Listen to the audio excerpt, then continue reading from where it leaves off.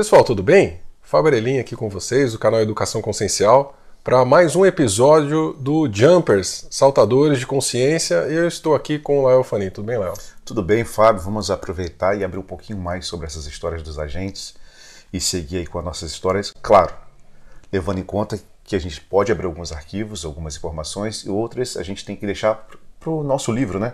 Que é onde a gente consegue levar as pessoas a conseguir compreender um pouco disso que nós vivemos e as outras pessoas também.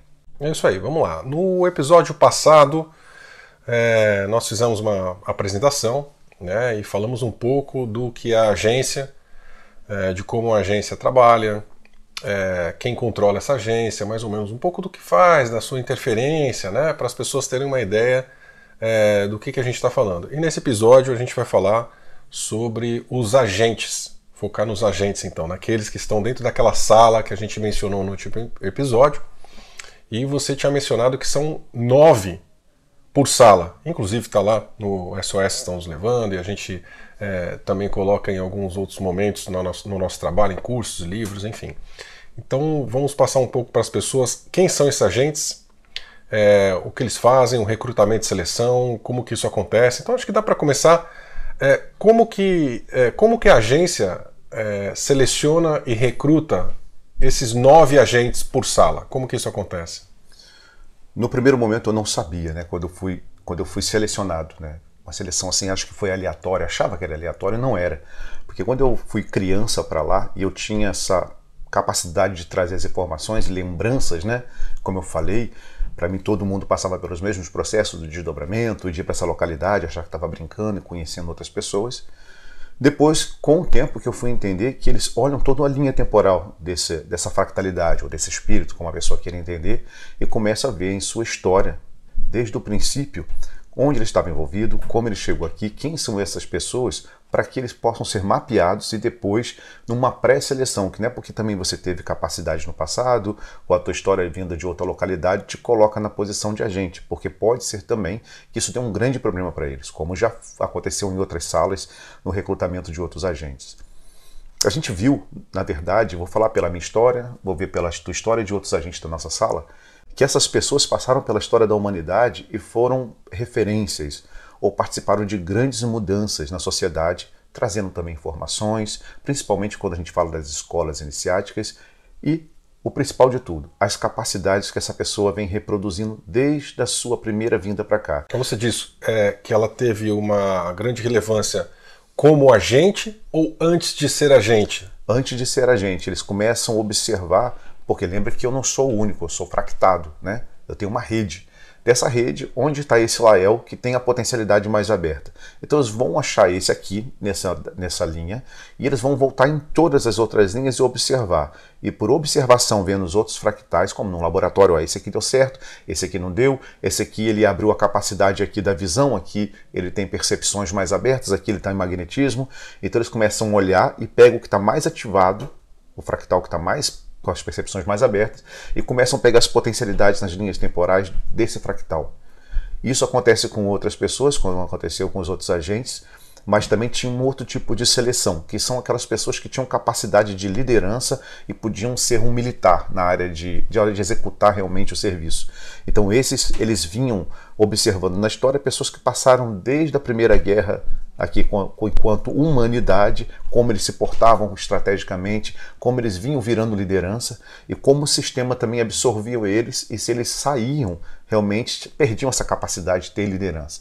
Então essas pessoas eram previamente escolhidas, buscando também por observação das fractalidades, buscando aqui, ele foi estrategista aqui ele sabia se comunicar, aqui ele era um bom líder, juntam então essas capacidades e aí eles selecionam o agente. Entendi. Então a seleção ela acontece não necessariamente, eu sou um médium, tenho uma capacidade psíquica, então eu sou um agente. Não. Eles selecionam de acordo com o que eles estão precisando, né, de acordo com a necessidade, cada sala com a sua missão, com a sua característica, né? Então ter a capacidade psíquica desenvolvida não é uma garantia de ser um agente. Não. Mas, para ser um agente, você precisa ter alguma característica, não necessariamente uma capacidade psíquica, pode ser uma característica de liderança, de estratégia, pensamento, enfim, do jeito que precisa para executar uma missão, enfim. as características que eles precisam dentro dos objetivos que eles possuem. E eles também devem levar em consideração a ancestralidade do corpo físico, né? Porque a partir do momento que essa consciência, que tem essa capacidade, que tem essa história, encarna, por exemplo, ela encarna com o que nós chamamos de contratos, mas a gente pode falar com as características físicas daquela ancestralidade que vai impactar na performance, pelo menos física, desse agente. Como que fica essa questão de ancestralidade, corpo físico, com essas características do espírito, vamos dizer assim? Ou isso não interfere, porque quando o agente é elevado, não necessariamente ele vai fisicamente? Na verdade não interfere. A verdade toda é que eles têm, claro, eles observam essa questão da ancestralidade do corpo que abriga essa fractalidade, mas para os agentes que estão na ponta, aqueles que vão mesmo ser recrutados quase como militares aqui no planeta. O soldado que está na frente. Soldados que muitas das vezes servem para a gente saltar na mente deles. Esses agentes são como militares, existe até grupos, você colocou no próprio livro que o Ted escreve, fala muito desses agentes, né? E são realmente pessoas que têm um biotipo, não é qualquer um, tipo, você não serviria. Eles pegam pessoas que têm uma certa capacidade de velocidade, de poder passar por experiências. O tamanho certo, o peso certo, o biotipo certo. Isso. Lá na Intervenção Planetária a gente comenta. E você até observa que essas pessoas, elas são muito levadas a ser militares, têm a vontade de ser militar, tem aquela ânsia, quando não são escolhidos para ser militar, entra numa depressão e acaba criando até uma personagem achando que é o militar. Ou vai trabalhar com segurança, vai fazer alguma coisa relacionada. Acredita que é militar mesmo, porque realmente está incutido na mente dele essas informações. E é interessante que você vê o biotipo dessas pessoas, elas não mudam durante um período, enquanto ele está recrutado. Parece que o mecanismo que mexe nas células deles deixa sempre o corpo. É uma pessoa que não vai malhar, mas é forte, troncuda, tem uma força muscular muito grande. Está no DNA, está no corpo. Está no DNA. Esses são os que estão na ponta, que são escolhidos, né? Um desses não tem nada a ver com a nossa agência, tá? Mas só para você entender como esses agentes participam. É um outro tipo de trabalho que está ligado a essas agências que nós falamos do último episódio, do primeiro, onde também aqui na Terra são selecionadas essas pessoas para servirem de mentes para a gente saltar. Eles sabem disso. Muitas das vezes a família os percebe como bipolar, ou pessoas muito estranhas. São secas, diretas, não quer dizer que eles não têm amor, mas eles são muito pessoas que passaram na sua ancestralidade em outras guerras, em outras frentes de batalha e foram sendo pré-selecionados. Eles são colocados para encarnar num biotipo, eles escolhem a família mesmo, aí não tem nada a ver com o Senhor do Karma, contratos e contratos de encarnação, é uma coisa direcionada e programada junto com essa entidade, com esse espírito, esse fractal. É muito interessante. É que a gente acha que os agentes são só os que estão lá na sala fazendo saltos na mente. Não. Se não tivesse essas pessoas aqui na linha temporal, não digo só aqui no presente não, se a gente parar para pensar no grupo de Gengis Khan, havia alguns soldados ali específicos para poder monitorar o que estava acontecendo naquela época. Assim como aconteceu com o austríaco do Bigodinho, que tinha alguns soldados específicos que eram preparados para que os Jumpers pudessem passar pela mente deles. E isso está acontecendo agora na nossa história. Exatamente agora, dentro da guerra que está acontecendo no leste europeu, entre a Rússia e a Ucrânia.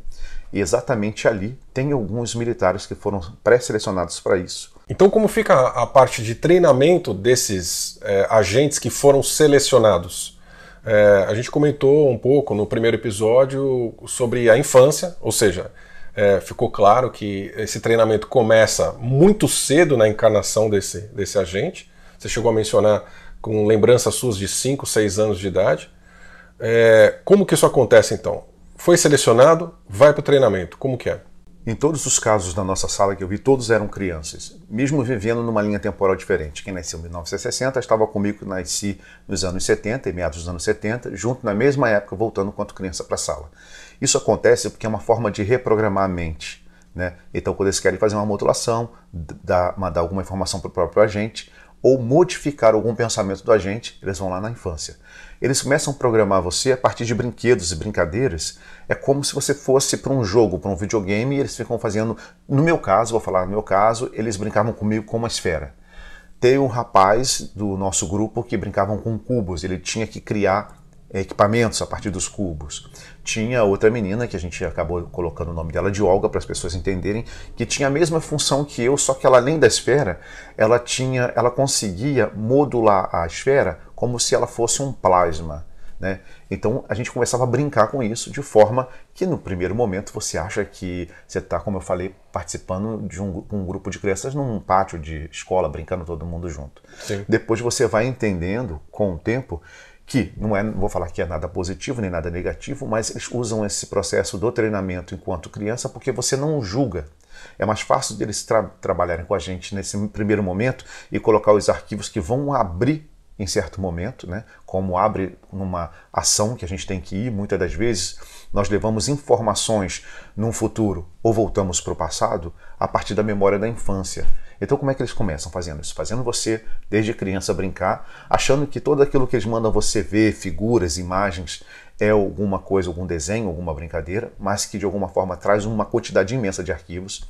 Você passa por alguns equipamentos, esses equipamentos não dá para falar aqui, porque senão a gente acaba sendo, porque a gente está sendo monitorado falando sobre isso, mas a gente passa por alguns equipamentos onde você está em pods ou cápsulas que são colocadas frequências, imagens, sons, e eles começam a confundir a tua mente quando criança com a imagem da tua família, do que você está passando, te incute medo, porque pelo medo, quando você está no pânico ou no medo, você quer tentar sair daquilo ali, resolver um problema, mesmo quando criança, chamar tua mãe e teu pai. É nesse momento que eles jogam informações, quando eles também trazem para você imagens de que você está sendo super bem tratado, amado, está sendo seguro no meio da família, eles botam outra informação. Então, na hora que você vai para a hora da guerra, na hora que você está na ação, como agente, se aquilo te causa algum pânico, automaticamente são arquivos que abrem para te orientar ou para mostrar o tipo de armamento que está ali guardado, que foram informações incutidas na tua mente de criança. Se você está se perdendo pelo lado emocional, num campo de batalha, porque a gente acaba entrando, quando está no corpo humano, nas questões emocionais e acaba prejudicando e acaba até acabando com o processo. Quando você vai para um local onde vê crianças sendo cortadas, esquartejadas, mulheres sendo violentadas e violadas. Então, para que o teu emocional não tome a frente, porque assim, eu sou muito emocional, então eles me controlam porque eu não vou para frente de campo, né? Então eles sabem que eu não faço isso, eles não conseguem, nesse processo quase que de hipnose, eles não conseguem me modular. A minha emoção é muito maior e sabe que eu posso atrapalhar um projeto desse. Quando eu chego lá, que eu começo a mexer nisso, automaticamente uma memória que está lá dentro, um arquivo que está lá dentro da minha infância, me distancia daquilo e me dá um apagão, alguma coisa acontece, eu sei que eu consigo controlar, mas quando eu volto para o corpo com fragmentos das histórias, é bem complicado. Então, assim, o treinamento sempre vai ser enquanto você está criança. Eu estou lá ainda na memória da infância, né, como eles colocam, todos nós, você também, todos os outros agentes, e eu vi pessoas que estavam já com 60 anos e eles voltavam à memória para ir lá desprogramar, para esquecer que eram agentes da sala. Que existe uma entrada e uma saída também para ser agente. Então é naquela memória de infância que apagam tudo de novo. Quantas pessoas já não pensaram assim, não estou falando que a pessoa é agente, mas os que são agentes falam assim, eu tenho certeza que eu participei de alguma coisa parecida com isso. Da minha memória parece que eu já estive em nave. Aí alguém vai falar, um terapeuta pode até falar para essa pessoa, não, é porque você veio da estrela tal, você estava na nave. Não. E se eu te disser que essas memórias, em sua maioria, são incutidas para você esquecer. Existe um arquivo de eles, apagar uma borracha, apague essas informações, já que ele sai da agência, né? E aí o que acontece? Você automaticamente viu um filme, alguém conversou, falou alguma coisa contigo, começa a vir uma referência e fala assim, cara, isso não está distante. Aí você vai procurando, então você começa a entrar numa vibe que não é legal, numa depressão, numa tristeza, você vai buscar um hipnoterapeuta, regressão de vidas passadas, e não quer dizer que aquilo não está acontecendo, realmente você está acessando memórias e que são controladas. O legal disso tudo é que eu vi, depois de pré-adolescente, a gente podendo criar equipamentos, armas, orbes, equipamentos para poder dar saltos temporais. Isso foi muito interessante. Quando eu segurava a esfera e eu era o apontador. A Olga era um apontador de um lado da sala e eu era apontador do outro. Como nós falamos no primeiro episódio, que a agência funciona de uma forma atemporal, não tem um local específico, ou seja, para o treinamento, todos os agentes são levados independente dessa linha temporal nossa na Terra, onde as pessoas encarnadas podem ter 5, 15, 25, 50 anos, 60 anos, não interessa. Quando elas voltam para a sala para trabalhar, elas voltam como crianças. E essa explicação ela é muito simples do que você estava falando, inclusive de como eles colocam arquivos, memórias e treinam essas crianças de forma aparentemente subjetiva. Eles estão usando o momento em que a mente, né, tem um subconsciente mais desenvolvido, que é a criança até os 7 anos de idade. Então, puxar isso em qualquer época, por exemplo, nós somos chamados nesse momento para a sala, se estamos dentro do pod, onde somos manipulados, ou então fora desse pod em treinamento, eventualmente podemos voltar a um momento de treinamento, ver alguma coisa, ter uma memória, enfim. Voltaremos como crianças, então. Mas na hora da execução, parece que é um adulto, ou seja, um ser humano, colocado dessa forma, já desenvolvido, executando aquilo, né? Mais ou menos isso. Exatamente. E o legal também lembrar que a gente não volta com o corpo de criança. Tem lá um corpo que foi criado e ele fica realmente dentro de um pod. Existe um equipamento que fica com esse corpo, com a mesma fisionomia, onde a tua mente, mesmo de adulto, volta para aquela memória de criança, porque o teu cérebro ainda está em desenvolvimento, né? Enquanto criança, nessa qualidade, enquanto você era criança. Então é onde eles colocam essas informações para os agentes poder buscar informações sem ser visto. E como esse corpo fica lá em suspensão, é um corpo mesmo, tá, biológico, e que fica ligado às nossas percepções para a gente ir e voltar. Se há um defeito no teu cérebro humano por conta de uma ação, é lá que é reconstituído, no corpo primeiro energético, para depois ter uma ressonância com o corpo físico. Entendi. A gente chegou a mencionar os 9, mais uma vez, desde o primeiro episódio, agora tocando nesse assunto de novo. 9 agentes por sala. E você chegou a mencionar que você e a Olga tinham a mesma função. Então, quais seriam as funções desses 9? Seriam 3 pares e um com uma função distinta? Porque é número ímpar. Então, alguém vai ter 1 ou 3 fazendo a mesma coisa. Então, como que se divide essas funções e quais são as funções desses agentes? A Olga, quando eu falei para você que ela tinha as mesmas funções que eu, era de apontamento, porque assim, eu falei sobre as questões emocionais que mexiam muito comigo, mas ela não. Ela, na infância dela, ela foi levada, ela foi raptada. De certa forma, eu não posso dizer que foi raptada, porque a família realmente deixou que ela fosse levada para uma pessoa. E ela foi treinada como uma militar mesmo. Uma militar que mexeria com capacidades psíquicas, inclusive estava dentro ali do plano militar da Rússia. E isso foi bem interessante porque ela tinha essas capacidades até de telecinese no corpo físico, coisas que poucos agentes conseguiam fazer. Então, além de ela fazer esse processo que eu fazia, lembra que eu falei que ela conseguia fazer a bola ficar igual um plasma? Então ela tinha essa capacidade de modular objetos e de entrar na mente das pessoas mesmo estando ali fisicamente. Então ela tinha, enquanto eu conseguia frequenciar e mapear pessoas, ela conseguia entrar com a mente, ela tocava nas pessoas e entrava e parecia que a pessoa obedecia a ela, quase uma telepatia. Isso chamou a atenção até de uma pessoa, que levou ela e acabou treinando ela. Ela era uma menina muito pobre. Na fisicalidade, né? Fisicalidade. Uma pessoa de uma organização criminosa mundial famosa, que acabou cooptando ela com a anuência da família depois, porque a família era muito pobre e tudo mais, então teve uma certa compensação de uma certa forma. Ela foi levada na fisicalidade, foi treinada para ser militar, né? Ela treinou mesmo. Enfim. E ela veio falecer. O pessoal até falou que por conta do problema que teve dentro da agência, falou que ela infartou num dado momento da história. Isso é muito fácil de achar. Na fisicalidade. Na fisicalidade. Mas antes ela trabalhou como uma militar. Muitos pesquisadores, né, que estavam naquela época tentando entender essas capacidades psíquicas, começou a treinar ela. O pessoal falava que era um treinamento, ela foi até para a mídia, ela foi reconhecida como uma super médium, apareceu vídeos dela na época, mas depois, por conta do processo que ela era como a maioria, trabalhava na agência, mas tinha duas frentes de trabalho, não vou falar que é agente duplo, que acaba ficando um pouco negativo, mas ela tinha 2 frentes de trabalho. Uma que servia a ela, que ela acreditava, porque ela queria de alguma forma, como todos nós, que é esse despertar realmente, fazer com que todo mundo saiba que existe um véu cobrindo a realidade, Sim. que está todo mundo dentro de uma matrix mesmo. Que a agência não está nem a favor nem contra, como a gente disse no primeiro episódio. Por conta de, você sabe, como eu falei, nós falamos aqui, por que existe, mas a ideia era que as pessoas realmente pudessem entender que estamos dentro de uma simulação. E que a gente pudesse sair dessa simulação. Que enquanto todo mundo não entender isso, vai ser complicado. Vamos ser taxados de loucos, a maioria de nós.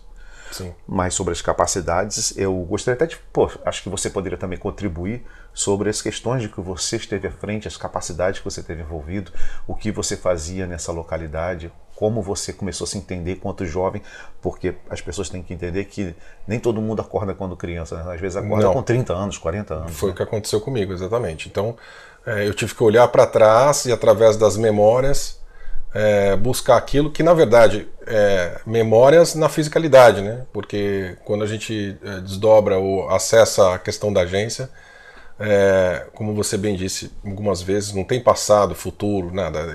A agência e os saltadores podem acessar qualquer parte da história, inclusive antes da gente nascer e depois da gente morrer dessa fisicalidade. Você deu um bom exemplo da Olga, ela morreu no começo dos anos 90, vamos deixar dessa forma, mas ela também acessou coisas antes e depois dessa data, enfim, e antes dela nascer, inclusive, enfim, e nós fizemos a mesma coisa.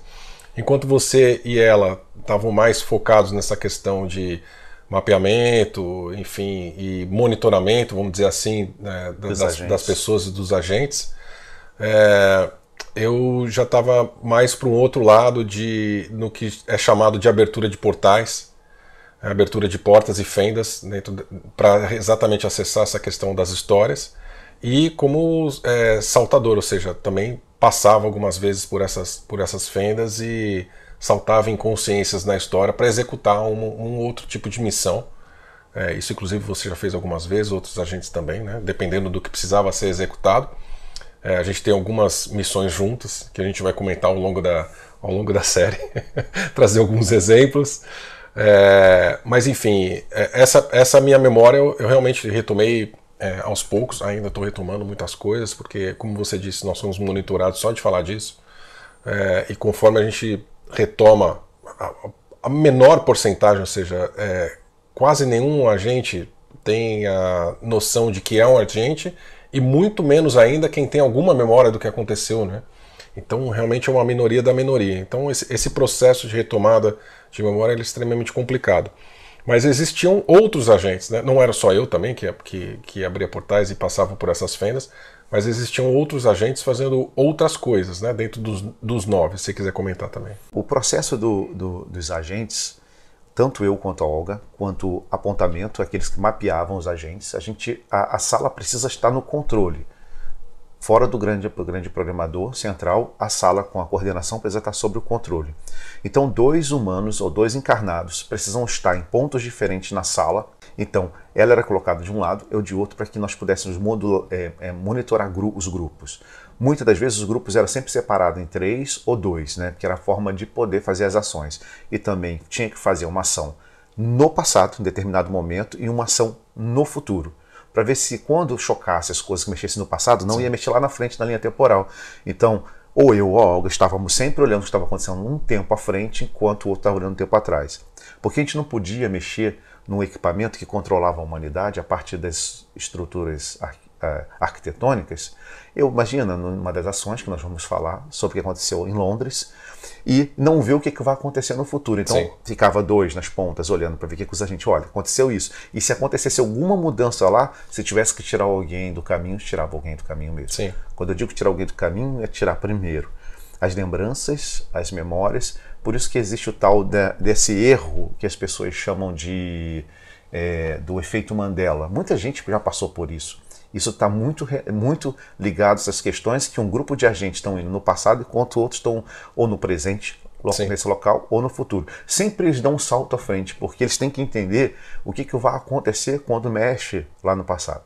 Por isso que não se mexe alguns ícones da história, como a história do Cristo, de Buda, de Krishna, não pode, porque senão esses realmente não há agência que consegue mudar lá na frente. Sim. Porque você teria que exterminar ou apagar a mente de muita gente. E não teria como, porque você não está mexendo só com uma pessoa, você está mexendo com uma consciência que entrou aqui. Sim. Então existem essas coisas. Eu vi muitas das vezes os agentes, inclusive você e o outro rapaz que trabalhava, que é o indiano, que ele tinha uma capacidade tão grande que, olha, ele conseguia, mesmo com os olhos fechados, quanto criança, andar pela cidade.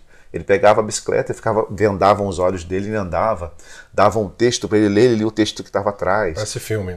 Ele conseguia na casa, teve uns... Isso também tem. A gente já viu ele numa pesquisa, É uma pesquisa antiga, tá lá ele fazendo essa...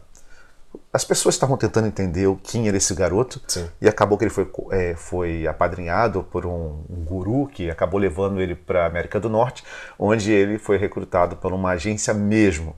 E ele está dentro de uma agência física. Lembrando que a gente está falando de alguns agentes, os outros a gente não pode falar por conta que senão ferra todo um trabalho, um projeto e ferra a gente também. Sim, estamos falando da nossa sala. É interessante, as pessoas podem perguntar assim, poxa, se a agência tem todo esse poder, por que ela não vai lá e acaba com a Segunda Guerra Mundial, por exemplo, que foi horrível, né? Ou com a Guerra do Vietnã, ou com o World Trade Center 2001, alguns acontecimentos desses que foram, e outros, N acontecimentos, né? Mais uma vez lembrando, a agência ela é neutra, ela não está para mudar os acontecimentos bons ou ruins da humanidade, não é isso que ela faz. Não. Agora, você tocou num ponto que eu acho legal a gente mencionar, a questão do agente duplo. E o duplo não é porque ele trabalha para o mal e para o bem, não é esse conceito. É o conceito de que ele trabalha para a agência, ou seja, nessa neutralidade. Então algumas execuções de missão podem ser assim não muito legais, dentro de um ponto de vista ético e do nosso ponto de vista de bem ou mal, bom ou ruim. Outras são legais, dentro do ponto de vista nosso de despertar da humanidade e tudo mais. Mas um agente duplo, ele trabalha para a agência, porque ele tem que trabalhar para a agência, e ponto final, né? Também tem essa coisa, não tem essa possibilidade de não ir, você é recrutado, sim, acabou.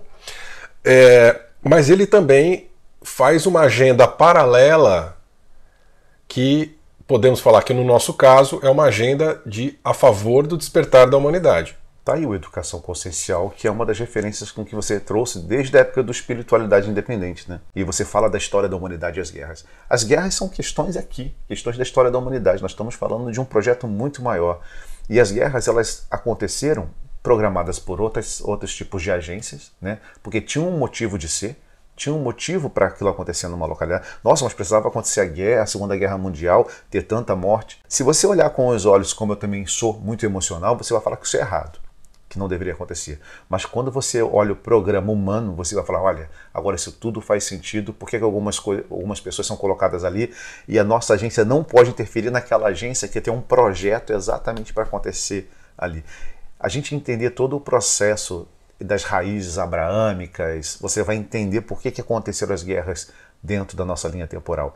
Aí você vai falar, agora eu entendo. Não quer dizer que você deixou de ter a preocupação de ter um amor mais expansivo pela humanidade, mas você vai entender que algumas coisas precisam ser retiradas, alguns fractais precisam realmente ser retirados dessa localidade, não pelo processo, pelo bem-aventurança ou a reencarnação é um ato de amor contínuo e você sofreu ali numa câmara de gás porque você foi um mau exemplo no passado. Não é nada disso. Isso é balela, isso é uma forma de controlar a humanidade. Tirando os olhos, tirando dos nossos olhos essa historinha que nos contaram, reprogramação por reencarnação, que a história da humanidade foi pesada, nós vamos entender que esses processos de guerra aqui é quase uma memória de outra localidade e que foi colocada aqui. As guerras não começaram aqui. Vai sendo replicado, né? E aí a frequência, a gente vai autorizando que isso aconteça novamente, frequencialmente. Acho que a melhor explicação é isso, porque na verdade a guerra não aconteceu aqui. Ela já é uma marca do teu espírito, do teu fractal de outra localidade. A gente está apenas reproduzindo coisas que os grupos e fractais se encontram novamente nessa Terra com os mesmos ideais e vontades, né? Esse território é meu, isso aqui sempre foi meu, é por uma guerra santa, é por um Deus que eu acredito. Agora, você mesmo pode falar um pouco o que acontece com a gente, com a desarticulação familiar, como é que a gente fica no meio dessa loucura quando a gente está como a gente e está dentro de um núcleo familiar e também em meio à sociedade com os amigos, como é que isso é muito louco, né? É muito. Quando a gente encarna e assume um corpo, eu diria assim, nos momentos em que, aí falando da minha experiência, a sua é diferente, porque você teve uma lembrança muito cedo, então o seu desenvolvimento quando criança e adolescente já foi com a noção do que estava acontecendo, né? Eu sabia que algo diferente estava acontecendo, não comentava, mas não tive uma influência tão aguda, e olha que interessante, enquanto eu estava vivendo naquele momento a infância e a adolescência e a minha fase adulta até despertar a consciência. Só que no momento em que eu desperto e olho para trás, eu tenho uma outra experiência de infância e adolescência. Eu não sei se eu vou conseguir passar isso para as pessoas ou se você está entendendo o que eu estou falando. Ou seja, enquanto eu passei a minha infância, estava tudo ok. Eu tive meus medos, tinha minhas inquietações, algumas coisas diferentes aconteciam e eu ficava quietinho. Mas, depois que eu desperto como adulto, tenho noção do que aconteceu, para mim é como se eu tivesse vivido essa infância de novo e tivesse uma outra percepção do que aconteceu. Exatamente. E isso, doido. Como que eu vou explicar para alguém? Por exemplo, entra alguém aqui agora, uma das pessoas que estão assistindo a gente, senta aqui e fala assim, deixa eu te explicar o que eu estou sentindo. Quando que aquele Fábio sai e entra, é muito complicado. Não tem como explicar. E aí, assim, no nosso dia a dia hoje, principalmente, estão falando da nossa realidade hoje. Então, assim, um certo grau de despertar, até porque 100% de despertar encarnado é impossível, mas um certo grau de despertar, uma certa noção de quem é, uma certa noção de coabitação, então é um complicador acima, né, de tudo isso que a gente está falando. Então, mais de uma consciência no mesmo corpo, no mesmo fractal, que já é super complexo de explicar.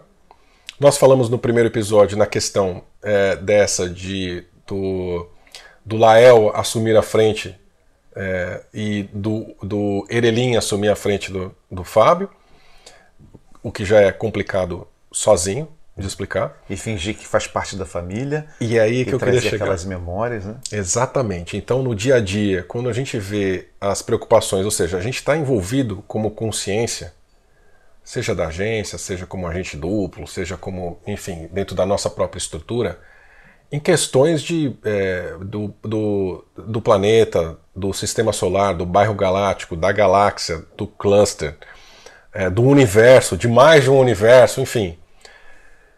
E aí chega uma conta de luz para pagar. A gente fala assim, qual o sentido disso? Por que eu tenho que pegar esse boleto e pagar uma conta e trabalhar todo dia? Nada disso faz sentido, tudo isso. A nossa vida no dia a dia, 90% da nossa vida no dia a dia, são empecilhos para que a gente realmente faça o que é necessário e realmente enxergue o que é necessário enxergar. A rotina é um muro da percepção tão forte que muitas pessoas, inclusive, estão no automático. Fazem a mesma coisa todo dia, da mesma forma. E a gente observa isso e dá um negócio, eu tenho certeza que você tem isso também, dá um desespero, porque a gente está enxergando o que está acontecendo. E probleminhas do dia a dia, ciúminho, pessoa querendo passar o pé em você, falando mal, fofoquinha. Gente, não cabe mais na nossa cabeça isso. E acaba tirando muito da nossa paciência. E a pessoa fala, poxa, você está quieto, você está impaciente, você está... Gente, eu estou em outro... planeta.